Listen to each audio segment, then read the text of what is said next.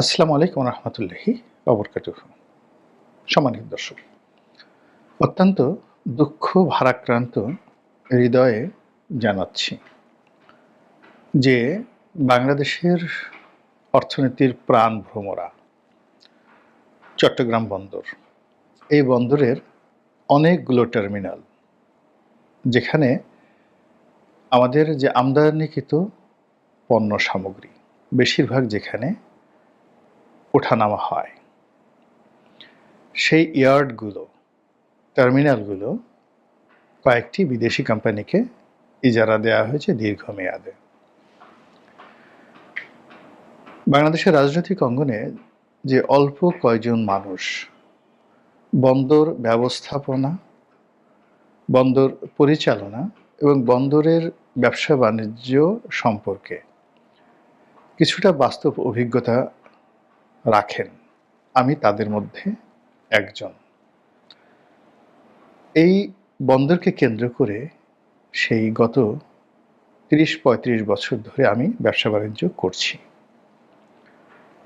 তো শিপিং ব্যবসা, freight forwarding ব্যবসা, নিজের গার্মেন্টস ব্যবসা, সেই ব্যবসার আমদানি রপ্তানি, একটা সময় ট্রেডিং ব্যবসা ছিল।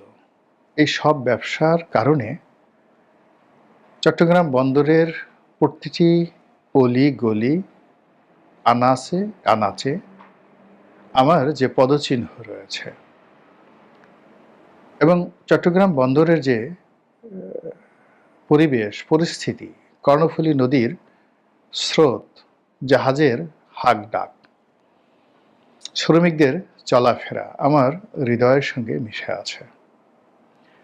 ঠিক সেই জায়গাটিতে যখন বিদেশিদের থাবা পড়েছে, হাত পড়েছে, এটা আমাকে যে কি পরিমাণ বেদনা আহত করেছে, কি পরিমাণ আহত করেছে, মনের গহীন অরণ্যে যেভাবে আর্তচিৎকার দানা বেঁধে উঠেছে, এটা কেবলমাত্র চট্টগ্রাম বন্দরের সঙ্গে যারা আমার মতো লক্ষ লক্ষ মানুষ জড়িত আছেন তারাই টের পাবেন।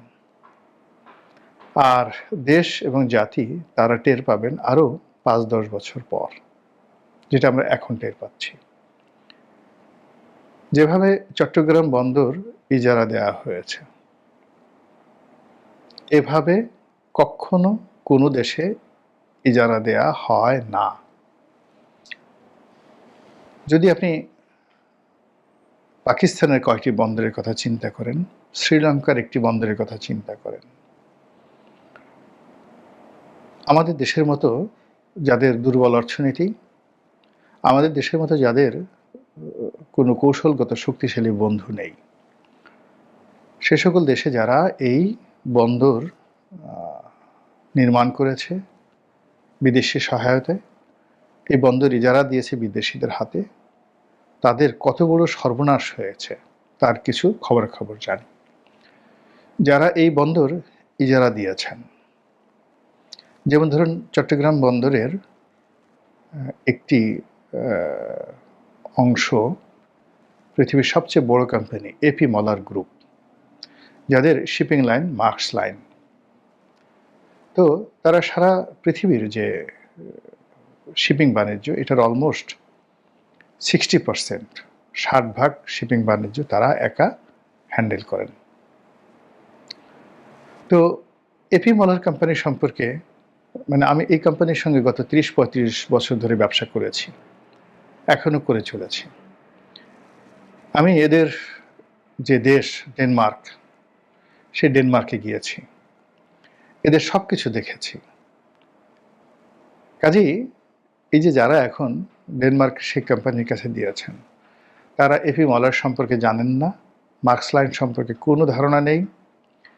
কন্টেনার ভ্যাসেল কি, বাল্ক ভ্যাসেল কি, এলপিজি ভ্যাসেল কি, এগুলো কিভাবে চলে, এগুলোর রুট কিভাবে নির্ধারিত হয়, খরচ কি, কিভাবে সার্ভাইভ করে, এবং এই শিপিং বাণিজ্যকে কেন্দ্র করে কিভাবে একটা আন্ডারওয়ার্ল্ড সারা পৃথিবীতে চলে, এর সঙ্গে অস্ত্র বাণিজ্য, তেল বাণিজ্য, এর সঙ্গে কিভাবে ড্রাগ ব্যবসার সম্পৃক্ততা থাকে আন্তর্জাতিক শিপিং বাণিজ্যের সঙ্গে। যারা শুধুমাত্র এই ধরনের কিছু কমিশন নিয়ে কিংবা কারো হুকুম পালন করতে গিয়ে একটি দেশের সর্বনাশ ঘটান, তারা কখনো এই জিনিসগুলো জানেন না।